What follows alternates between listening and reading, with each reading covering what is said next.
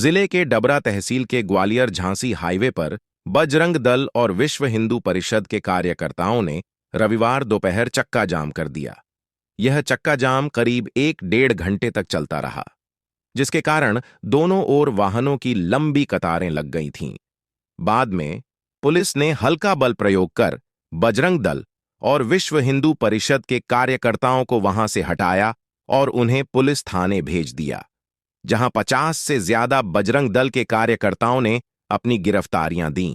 बजरंग दल के कार्यकर्ताओं का कहना है कि गोवंश सड़कों पर बैठा रहता है, उसके लिए गौशाला एवं स्थानीय प्रशासन की कोई व्यवस्था नहीं है, जिसके कारण आए दिन गोवंश सड़क दुर्घटना का शिकार हो रहा है। इसे लेकर बजरंग दल के कार्यकर्ताओं ने एसडीएम और एसडीओपी का ध्यान दिलाया था और गोवंश का उचित प्रबंध करने के लिए आवेदन किया था।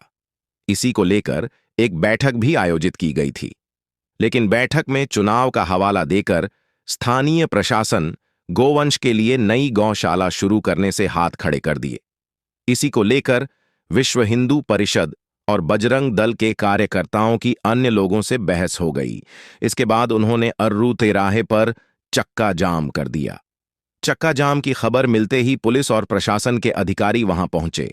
बजरंग दल के कार्यकर्ताओं को काफी देर तक समझाने बुझाने की कोशिश की गई, लेकिन वह अपनी मांगों पर अड़े रहे।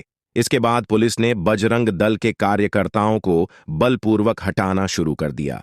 बाद में प्रशासन की कार्रवाई से आक्रोशित होकर बजरंग दल के अन्य कार्यकर्ता भी डबरा थाने पहुंच गए और उन्होंने अपनी गिरफ्तारियां दी। हालांकि पुलिस अधिकारियों ने इन गिरफ्तारी की बात को नकारा है।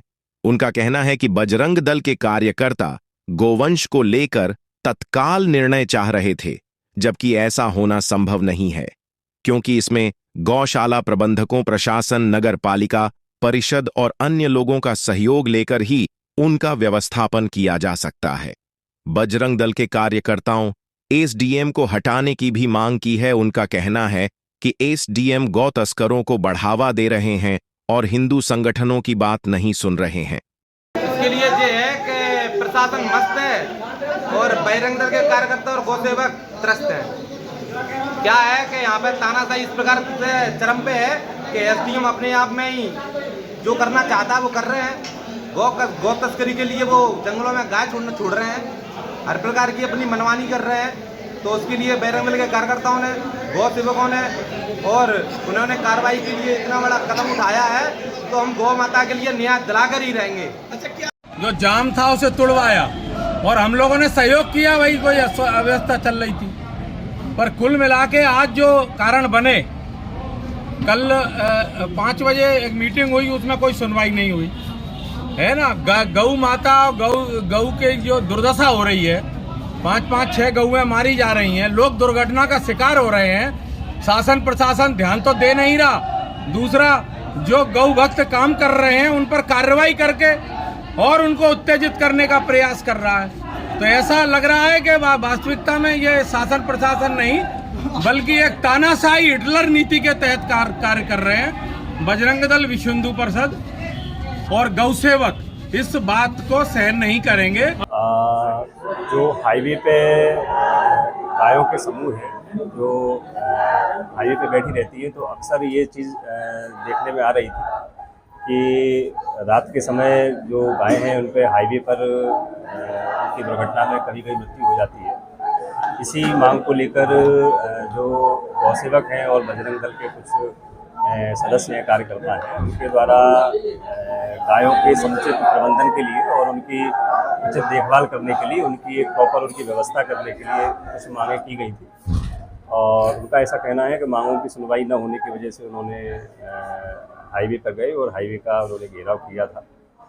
वहाँ पे गौसेवकों को ये समझाइश दी गई कि आपकी जो मांग है वो प्रॉपर आप सही फोरम पे रखें, और चूँकि ये समस्या का समाधान केवल एक व्यक्ति या एक एजेंसी संभव नहीं है।